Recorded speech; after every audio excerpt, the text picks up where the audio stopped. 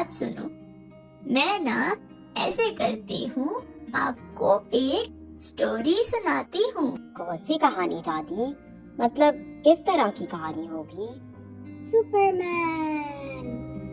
ارے اچھا بس, یہ سب تو فالتو کی کہانیاں ہیں. میں تمہیں اسلام اور اسلامی تعلیمات کے بارے میں بتاؤں گی. اچھا تو بچوں, یہ جو کہانی ہے دراصل یہ ایک قصہ ہے, قصہ غزوہ بدر کا. کیا یہ وہی جنگ ہے جس میں تھوڑے سے مسلمانوں نے بہت سارے کفار سے جنگ کی تھی؟ ہاں جی بیٹا, یہ وہی جنگ ہے. کیا آپ نے یہ پڑھی ہوئی ہے؟ جی دادی, میں نے پڑھا ہوا ہے اس کے بارے میں, پر مجھے ابھی صحیح سے یاد نہیں ہے. اب ویسے ان کی کل تعداد کتنی تھی دادی؟ دادی ہمیں نہیں پتا اس جنگ کے بارے میں. شروع سے بتائیں نا کیا ہوا تھا اس جنگ میں, کب ہوئی تھی, کیوں ہوئی تھی؟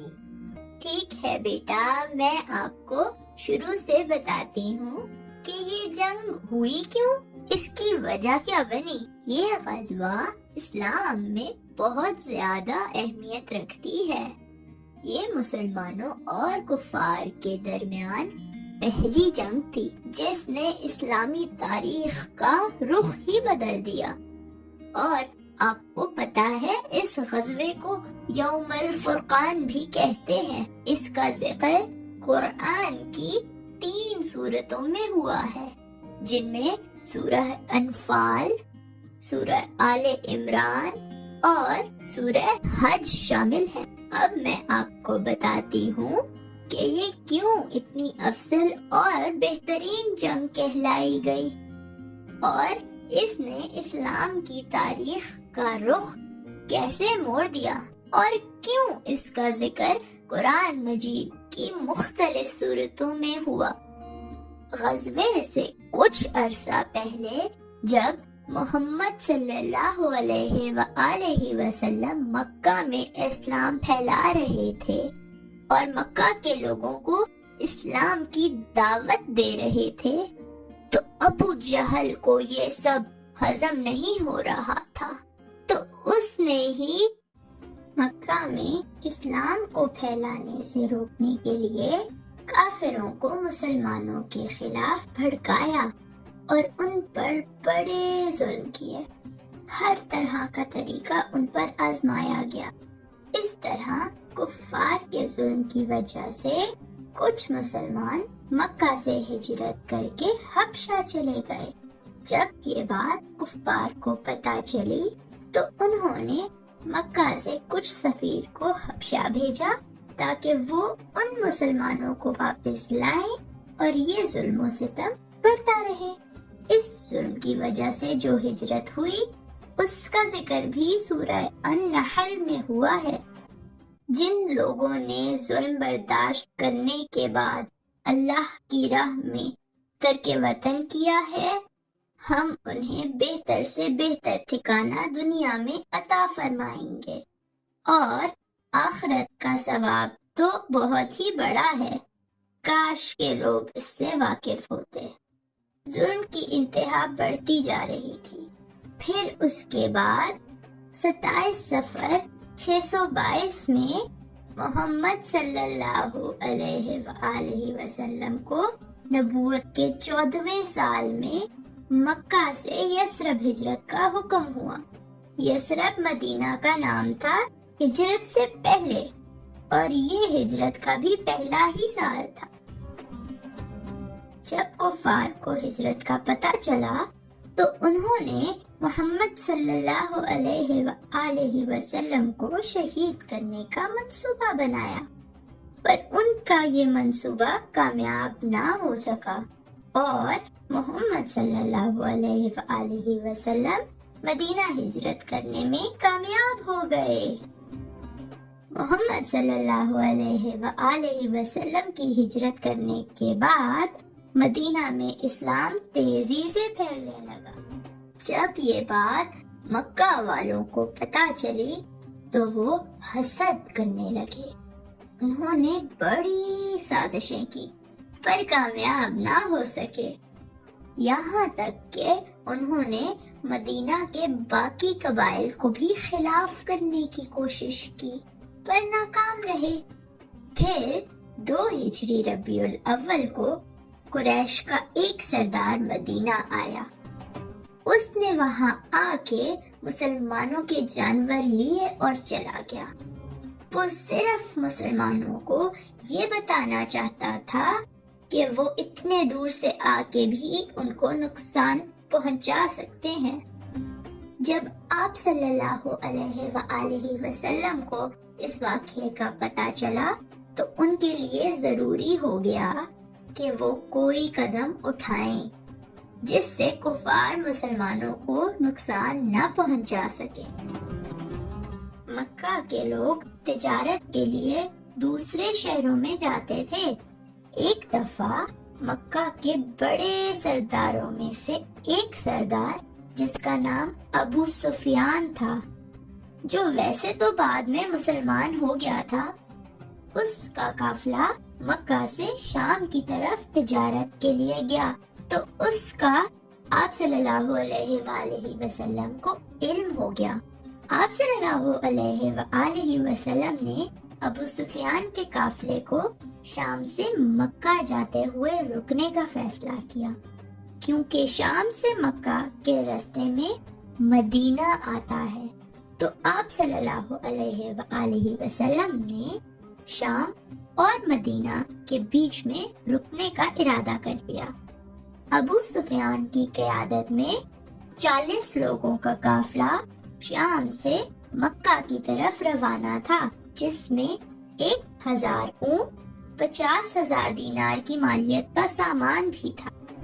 अबू सुफियान को इल्म हो गया था तो वो अपने काफिले के साथ रास्ते में ही रुक गया और उसने फिर अपने काफिले से एक बंदा मक्का की तरफ भेजा और कहा कि मक्का वालों को खबर पहुंचाओ कि काफिला खतरे में है। जब मक्का वालों को ये खबर मिली तो वो परेशान हो गए। अबू जहल, जो मुसलमानों से जंग की तलाश में था, उसने लोगों को भड़काया और उनको खिलाफ किया और मक्का वाले मुसलमानों से लड़ने के लिए मदीना की तरफ रवाना हो गए। जब काफिला मक्का से चला था तो उसकी तादाद 1300 थी। जब अबू जहल का काफिला मदीना की तरफ रवाना था तो दूसरे रास्ते से अबू सुफियान का काफिला मक्का पहुंच गया था। जब इनको मालूम हुआ तो अखनस बिन शरीक ने वापसी की राय दी। तो अबू जहल, जो कुरैश मक्का को मुसलमानों के खिलाफ भड़का के लाया था, उसने मना करते हुए बोला कि जिन मुसलमानों पर हमने 13 साल हुकूमत की है, उनमें इतनी हिम्मत कैसे आ गई कि वो हमारा मुकाबला करेंगे।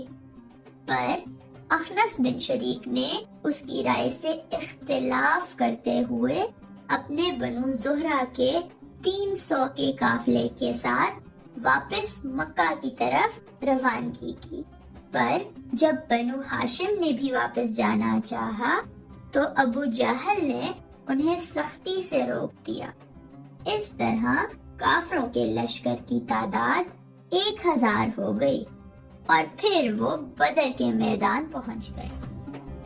जब आप सल्लल्लाहु अलैहि वसल्लम को इल्म हुआ कि कुरैश मक्का से एक काफिला हमसे जंग करने आया है, तो मोहम्मद सल्लल्लाहु अलैहि वसल्लम ने सहाबाए किराम को इकट्ठा किया और उनसे मशवरा किया।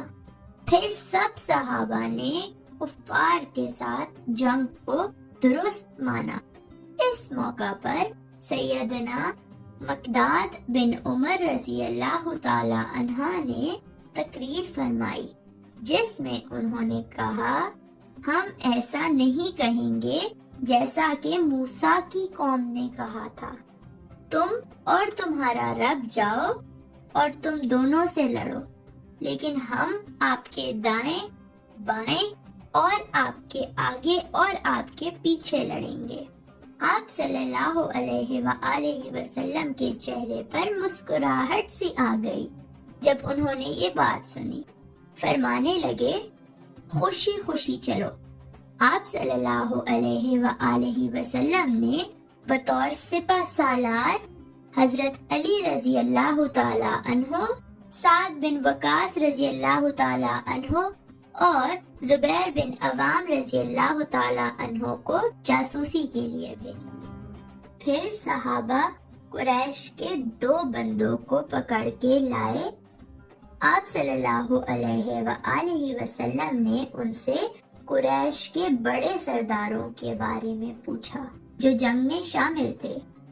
معلوم ہونے کے بعد یہ اندازہ ہو گیا تھا کہ مکہ نے اپنے جگر گوشوں کو بھیجا ہے۔ مسلمانوں نے آپ صلی اللہ علیہ وآلہ وسلم کے لیے شمال مشرق میں ایک ٹیلے پر چھپڑ بنا دیا، کیونکہ اس جگہ سے پورا میدان جنگ نظر آتا تھا۔ سیدنا سعد بن معاذ کی نگرانی میں ایک نوجوان کا دستہ آپ صلی اللہ علیہ وآلہ وسلم کی حفاظت کے لیے مقرر کیا گیا، اور جنگ سے ایک دن پہلے اللہ نے ان کے دلوں سے خوف نکالنے کے لیے ان پر نیند طاری کر دی تاکہ ان کے دلوں میں چین آ جائے، اور ان پر بارش کی شکل میں ایک رحمت نازل ہوئی جو مسلمانوں کے لیے فائدہ مند ثابت ہوئی۔ کفار اس رحمت سے پریشان ہو گئے، اور اس کا ذکر اللہ نے قرآن میں بھی کیا ہے۔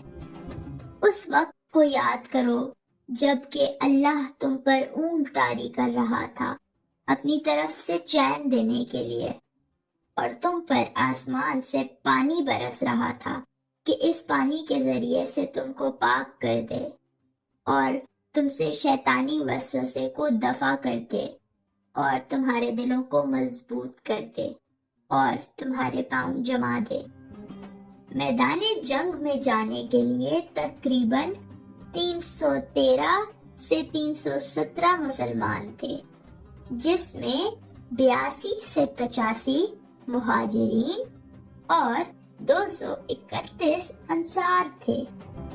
انصار میں 61 اوس اور 170 خزرج تھے، اور پھر 17 رمضان سن 622 کو جنگ کا آغاز ہوا۔ رسول صلی اللہ علیہ وآلہ وسلم نے ایک مٹھی مٹی اور کنکریوں کی اٹھائی اور اس کو دشمنوں کی طرف پھینکتے ہوئے فرمایا، چہرے بگڑ جائیں۔ مٹی یا کنکریوں کا کچھ نہ کچھ حصہ مشرکین کی آنکھوں یا منہ پر ضرور گرا۔ سورہ انفال آیت 17 میں اللہ تعالیٰ اسی واقعے کا تذکرہ کرتے ہیں، سو تم نے انہیں قتل نہیں کیا لیکن اللہ نے ان کو قتل کیا، اور آپ نے خاک کی مٹھی نہیں پھینکی بلکہ اللہ نے وہ پھینکی تاکہ مسلمانوں کو اپنی طرف سے ان کی محنت کا خوب عوض دے۔ بلا شبہ اللہ تعالیٰ خوب سننے والا، خوب جاننے والا ہے۔ اسود بن شریک جو مشرکین کی جانب سے پہلا شخص تھا، وہ یہ عہد کر کے مشرکین کی صفوں کو توڑتے ہوئے آگے بڑھا کہ وہ مسلمانوں کے حوض سے پانی پیے گا۔ اپنی قسم پوری کرنے کے لیے جب وہ آگے بڑھا تو مسلمانوں کی طرف سے حمزہ بن طالب نے صفوں سے نکل کے اسے روکا اور اس کے نہ رکنے پر تلوار مار دی، جس سے اس کا آدھا پاؤں کٹ گیا، پر وہ گھٹنوں کے بل چل کے آگے بڑھتا رہا۔ حضرت حمزہ نے دوسری دفعہ تلوار چلا کے اسے مار دیا، اور اس طرح وہ جنگ کا پہلا شخص تھا جو وہاں مارا گیا۔ حضرت حمزہ واپس اپنی صف میں جا کے کھڑے ہو گئے۔ اس کے بعد मुशरिकीन के 3 बेहतरीन जांबाज शाह सवार निकले, आगे बढ़े और दोनों सफों के दरमियान खड़े होके मुसलमानों को मैदान में आने की दावत दी। जल्दी से 3 अंसार जवान आगे बढ़े, जिनमें अब्दुल्ला बिन रवाहा, औफ और माऊज शामिल थे। जब कुरैश वालों को इल्म हुआ कि तीनों अंसार हैं, उन्होंने लड़ने से इनकार कर दिया और कहा कि हम अपनी कौम से लड़ना चाहते हैं। तो ये तीनों बगैर जंग किए वापस चले गए। जब आप सल्लल्लाहु अलैहि वसल्लम को इल्म हुआ तो उन्होंने फिर उनके खानदान से 3 सहाबा को भेजा। फिर इस्लाम के शाहसवार और कुफार के शाहसवार एक दूसरे के आमने सामने आ गए। फिर इनके दरमियान मुकाबला शुरू हुआ। हजरत हमजा और हजरत अली ने अपने मद्दे मुकाबिल का काम तमाम कर दिया। हजरत उबैदा उमर रसीदा थे। उबैदा रजी अल्लाह ताला अन्हु ने उतबा के साथ कातिलाना किस्म से जंग की, पर जख्मी हो गए। फिर हजरत हमजा ने उबैदा रजी अल्लाह ताला अन्हु की हिफाजत करते हुए उतबा को मार दिया। उबैदा रजी अल्लाह ताला अन्हु मोहम्मद सल्लल्लाहु अलैहि वसल्लम के पास लेके जाए गए और फिर वो उनके सामने ही फौत हो गए। इस मुकाबले के आगाज मुशरिकीन के लिए बुरे साबित हुए, क्योंकि वो अपने 3 बेहतरीन शाहसवार खो बैठे थे। फिर जंग शुरू हुई तो मुशरिकीन की तरफ से पहला आने वाला तीर सैयदना महजा को लगा। ऐसे वो बदर के पहले शहीद कहलाए। फिर आप सल्लल्लाहु अलैहि वसल्लम ने मुशरिकीन पर टूट पड़ने का हुक्म दिया। हुक्म मिलते ही मुसलमान पुरजोश होके आगे बढ़ने लगे और फिर कुफार को काटने लगे जैसे वो कोई सब्जी हो। ऐसे में फरिश्ते भी आ गए और उन्होंने भी शिरकत की और फिर काफिरों का सर कलम करने लगे। इसी दौरान में माज बिन जम्मू और माज बिन अरफा तीर की तरह से अबू जहल की तरफ भागे और जाते साथ ही तलवार मार के अबू जहल को जख्मी कर दिया। जब ये चीज अबू जहल के बेटे अक्रमा बिन जहल ने देखी तो वो दौड़ के आया और हजरत माज के कंधे पर तलवार से वार करके उनका बाजू शहीद कर दिया। अबू जहल नीचे गिर गया। सहाबा उन्हें मरा हुआ समझ के आगे बढ़ गए, पर जब साद बिन मसूद ने देखा कि अबू जहल तो जिंदा है तो उन्होंने अबू जहल की गर्दन पर वार करके गर्दन धड़ से अलग कर दी। फिर उसके बाद बतौर सिपा सालार मोहम्मद सल्लल्लाहु अलैहि वसल्लम मैदान जंग में उतरे और दुश्मनों की तरफ बढ़ते गए। जब दुश्मनों ने ये मंजर देखा तो वो मैदान से भागने लगे, जिसमें कई मुसलमान शहीद हुए, पर बहुत से कुफार मारे गए और कुछ कुफार तो कैद भी हो गए।